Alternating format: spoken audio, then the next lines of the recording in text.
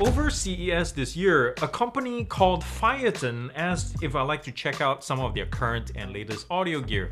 So I said, what you got, guys? And they said, well, we have 3 different models we'd like you to test out if you're interested.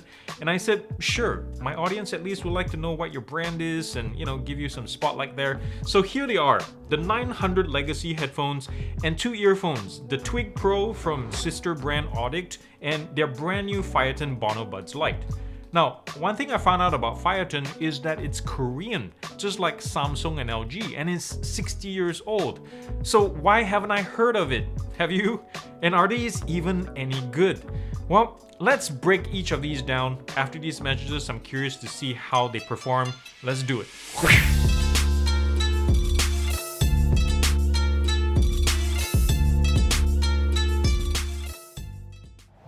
This, my friends, is the 900 Legacy, the best headphone that the Korean company offers. It used to run, back in the day, $250, which I would have 100% hesitated in recommending, considering things like the Momentum 3 and the XM4 being in the same ballpark. However, it seems to have been permanently discounted. Nowadays, it runs $180 and it's pretty decked out for that price. The design is sleek and compact, if somewhat uninspired, but Phiaton did try to jazz it up with some fake carbon fiber ear cups here. They initially felt out of place when I first saw it, but has since grown on me. A couple of big wins against the latest generation of Boses and Sennheisers and such is A, that the 900 Legacy can be folded down like this into a much more compact form when you're on the go and space is tight. Now B, these things have IPX4, believe it or not. Yeah, IPX4 water resistance in case you need to use them in a pinch during a workout. Now, doing all the grunt work are 240mm drivers in here connected wirelessly with Bluetooth 5.1 with support for AAC, SBC, and aptX HD, whichever is supported by your source device. Let's talk about the important bit, sound quality, and in this case, I am impressed. If you're a fan of technical, brighter sounding headphones, then you want to divert your gaze elsewhere because the Legacy goes with your average consumer tuning, mimicking the warmth of Sony XMs, while adding its own mix of a narrow soundstage so your vocals are more emphasized, as well as more lifted, or as others may mistaken it as woolly, lower mids. Or is that higher lows? It's comfortable living in different genres is what I'm saying, except maybe instrumental jazz and rock where the drivers can't seem to keep up with multiple instruments on stage at the same time. Otherwise, bass is tight down to the chest, lower mids is mellow with some bleed into the upper mids or vocals. There is some hissing I did notice, and I do stress some. It has almost like an LP aesthetic to it, but it's more in the background until you say get into the higher volumes like 85% and above, in which it becomes quite a mess. The 900, I'm happy to report, has pretty effective noise cancellation, both passively and digitally. Plush memory foam ear pads paired with a more than competent noise cancellation processor means things like noisy commutes or flights or yelling Karens become quite distant. Again, it's not gonna ruffle the feathers of the bigger brands, but it can at least give them a scare. Auto pause play is a welcome feature and it works reliably in this case. The processor does take about half a second to respond when you lift the ear cup and almost instantly when you wear it again. Now, that being said, I think Phiaton misjudged the sensor placement for auto pause play, or how it works anyway, because say you wanted to lift only one of the ear cups to talk to someone when someone approaches you, and you suddenly realize that it doesn't work for the right ear cup. You lift the left side and it works great. So I'm wondering if this was designed by a left-hander. Okay, other things I can think of. Battery life is tight. The gesture controls, designed by a right-hander in this case, are surprisingly fast. And the touch controls are one of the fastest and most accurate I've used in a headphone. It's really accurate, better than even an XM5.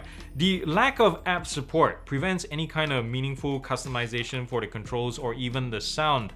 This omission is strange for the price, especially since Phiaton's near base model, the BonoBuds Lite, do. So, because we have a lot to go through right now, I'm going to try to keep my talking to a minimum as possible. Yeah, right. But anyways, we're going to start with the 900 Legacy. We're going to test the distance on these through a straight line as well as through walls around the back of side of my house. So I have Amy Winehouse piping through my NAS and my Pixel 7 Pro into these headphones, and we'll see how these handle the signal over a distance. So I'm gonna try walking through this really mushy snow. It's gotten really warm comparatively since the past few days, or the last time I talked to you guys. So there's the phone at the end of my deck, and where I'm standing is around 25 feet. I'm gonna walk around this way because it's icy on this side. Don't want to slip and die. How you guys doing? Thank you for joining me today. We should start hearing some signal cutouts about soon. Right here, as expected. So it's all within specs right here.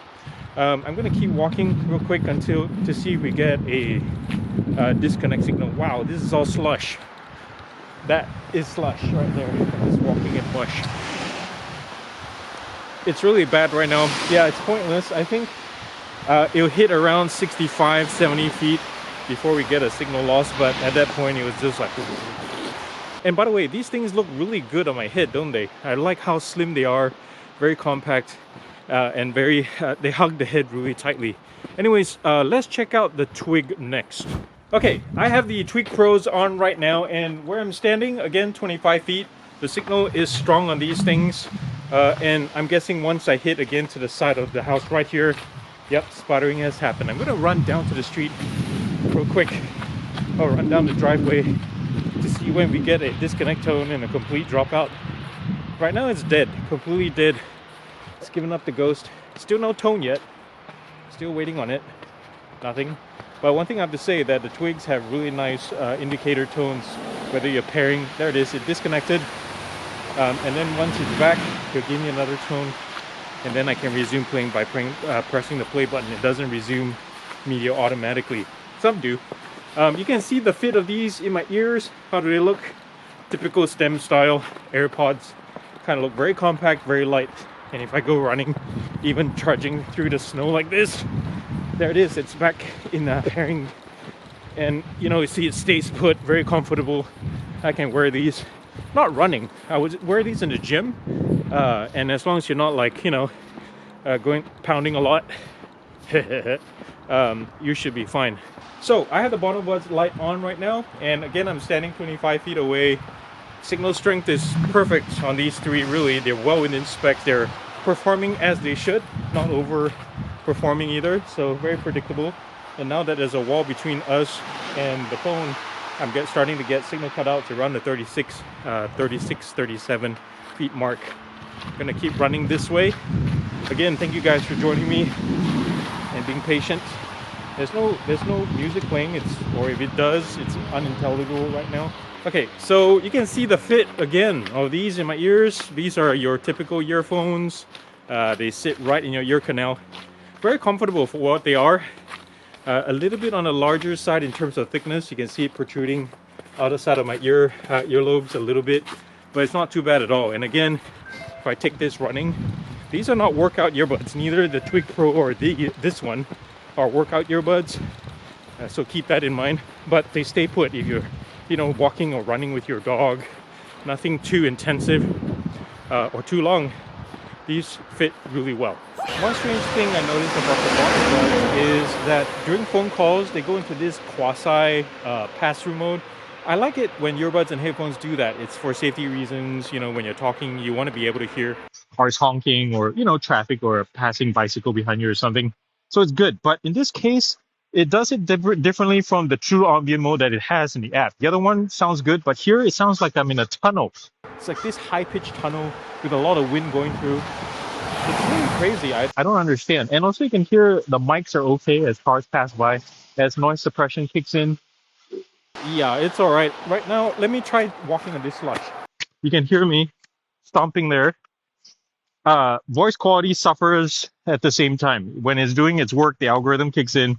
My voice kind of also is filtered a little bit. So it is what it is. It's not the best. Let's move on to the Twig. I thought this would be better, but the Twigs are a step down or two in sound quality. Just listen to my voice. It's so distant, and here comes a couple cars coming up and down the street again. You can hear noise suppression. Oh my goodness. I thought this is their higher end model, but it looks like they need some tuning or tweaking, or just a total rethink on this one. So yeah, here comes more cars. How does that sound? Yeah, not too impressed. Testing 1 2 3 again. Let's try the slush. Yeah, let's move on to the headphones. So let's see what the headphones are like, being the most expensive of the trio. I can tell you for sure, just as we wait for traffic to come through, that these things lie somewhere in between the Twig and the Bono in terms of voice quality as well as noise suppression. The Twigs didn't seem like they were working at all in anything. Let me do the slush test while we wait. You can hear for yourselves. This should be nullifying it completely because this is not like, you know, hardcore stuff, and the fact that you can hear it, it's okay. It's not as good as the BonoBuds, which is surprising. So back to the drawing board on this one. Another one I noticed too, no pass-through mode, so the sound isolation that these are really good at is kind of its own enemy here, because I can't hear much going on around me, just a little bit. Testing, 1, 2, 3. And I'm not sure if it will show up in this recording, is a wind gets through the mics really easily. So there's headwind right now. Can you hear that? Yeah, so your listeners are not going to be fans of that part. So there it is, all three. It's not a scientific test by any means, but every week or every time I compare headphones and earbuds and earphones, they're all roughly the same way through the back of my house, the side, down the driveway. So you can watch these side by side and compare for yourselves in real life how they perform. But anyways, let's head back to the studio. On to the Twig Pro. No, not this Twig, this one. And for stem style earbuds, this thing is very memorable, both in the design and in the naming convention, the unique hockey puck shell and the case. It looks like it's made of metal even though it's not. It's really well put together and very solid. It has large 12mm drivers doing all the grunt work. Now prices, it's really strange here. It ranges from $100 on the Phiaton's website to $130 on Amazon. I'll link them down below if you're interested. Now sound quality wise, this thing dips a little from bass to mid-range, and sub-bass is not as strong as I expected, while string instruments like guitars could use a little bit more definition. Highs are a little exaggerated, but well controlled and willing to play all the way up to max volume, which is really impressive. Staging width is somewhat narrow, almost like the 900 Legacy, but much narrower, so vocals are right smack in the middle of your head. Songs like Never Too Much by Luther Vandross or Killing Me Softly by Roberta Flack or Adore by Prince, especially Prince's song. His high-end melisma sounds really sharp, more than actual. Now, strange as it may sound, I like the Twig's stock tuning, and thinking from, you know, a consumer-friendly perspective, it's perfect. Strong bass, it's playful, a shallow V profile. However, that's not the end of the story, guys. The Twig has another audio trick up its sleeve in the form of Snapdragon sound. And what that means is when devices like the Twig Pro that are, you know, Snapdragon sound certified are used with compatible phones such as Motorola, Asus, or Xiaomi, users get to enjoy a complete native audio package without the need to toggle or tweak anything. So essentially, the Twig pumps out stable above CD level bit rates with also low latency for gaming, all in one package without having you to fiddle with any settings whatsoever, which is great in theory, but unfortunately I don't have any of those devices, so I couldn't test any of these out for you guys. Yes, I suck at my job. We need to talk about the Oddict app. It's minimalist, easy to use, and different from anything else I've seen. The main screen is taken up by large text separated into rows. There's no graphics to mess things up, muddle things. It's different and I like it.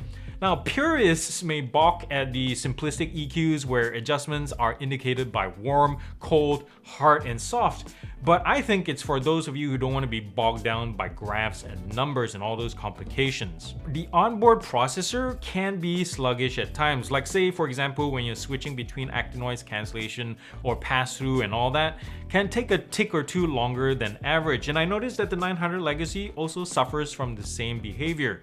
I'm not sure if this is a feature or a problem, but I'm not a fan of it.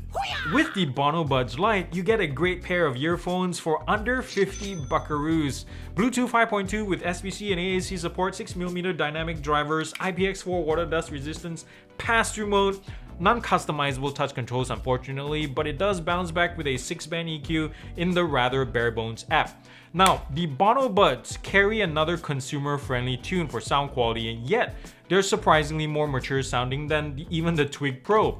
It leans towards a slightly warmer tuning that gives off wholesome vocals, strong lows with barely any background hiss to be found. Now, An example, you know the flute that ducks in and out of Billie Eilish's Your Power? Many budget earphones can't and absolutely will not properly resolve each of those notes, but the BonoBuds can do it. It just shows how flexible and playful it is. And sure, it runs out of steam around like 80% volume, it gets really harsh, and ultimately it doesn't have the feature set of like say Snapdragon sound from the Twig Pro. But let's not forget the price and the target audience here. But in terms of sound, you know what the BonoBuds remind me of? This is a big surprise, the Soundcore Liberty 4. It's not as sparkly as the Soundcore, but here it has more low-end authority and it's pretty darn fantastic. Comfort is surprisingly good, although the controls again are a mixed bag. It's good on the media control side, but very laggy on any mode switching. It seems to be a widespread, as we talked about, widespread issue between Phiaton and Oddict products, so maybe the company should comment about this. Among the three, I'm surprised by the Twig Pro, partly because it reminds me of Soundpeats or One More's. You know, like solid, accessible sound with very competent hardware and build quality as well. The 900 Legacy is tight as well, especially if you're into comfortable, warm sounding headphones. And it also has some of the quickest, most reliable gesture controls I've encountered anywhere. But if you're interested in giving this 60-year-old Korean brand or company a try, I think the easiest point of entry would be the $40 BonoBuds Lite. The driver tuning combo oozes maturity and punch that just might surprise you.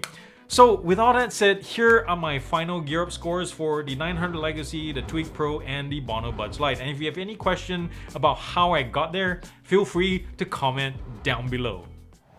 Well, that's all I got today, guys. And in my next video, if you're interested in the OnePlus 11 5G, I have a whole series coming up for that one.